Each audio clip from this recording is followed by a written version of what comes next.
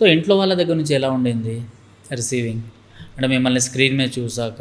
Sir నాన్నైతే very silent sir first day నుంచి. ఆయన ఓకే నువ్వు చేయాలనుకుంటున్నావు నువ్వు చెయ్యి, బట్ హీ నెవర్ ఏం చేస్తున్నావు, ఏ ఫిల్మ్స్ వచ్చాయి, what is the output of it అని ఇప్పుడు అడిగిందే లేదు నాన్న.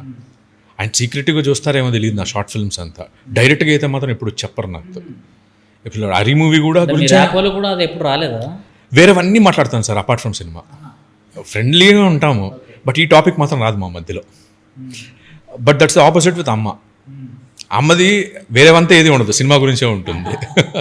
ఇది చెయ్యి అది చెయ్యి, ఇలా ఉండు అలా ఉండు, కొద్దిగా వెయిట్ వేస్తా అంటే కూడా కొద్దిగా వెయిట్ వేసేస్తే ఆమె ఫీల్ అయిపోతుంటుంది అనమాట.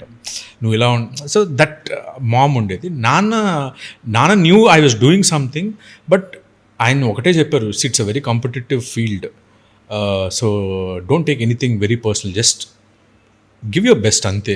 దాంట్లో ఏది నువ్వు రిజల్ట్ ఎక్స్పెక్ట్ చేయొద్దు. పాజిటివ్ వస్తే తీసుకో, నెగిటివ్ వచ్చిందంటే నేర్చుకో, అంతే చెప్పారు ఆయన వెరీ సింపుల్గా స్టార్టింగ్లో.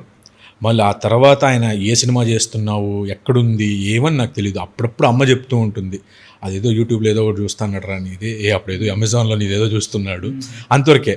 నేను అడగడానికి వెళ్ళను, ఎందుకంటే మా నాన్న చెప్పింది నాకు చాలా ఇదిగా ఉంటుంది అనమాట. సమ్వాట్ ఆఫ్ జెట్టర్స్ ఆయన ఏం ఫీడ్బ్యాక్ చెప్తారో అని. సో అమ్మ అంటుంది, మనం నువ్వు చెప్పొద్దు, ఆయన ఏం చెప్పారో నువ్వు చెప్పొద్దు అంటాను అనమాట. So she never tell.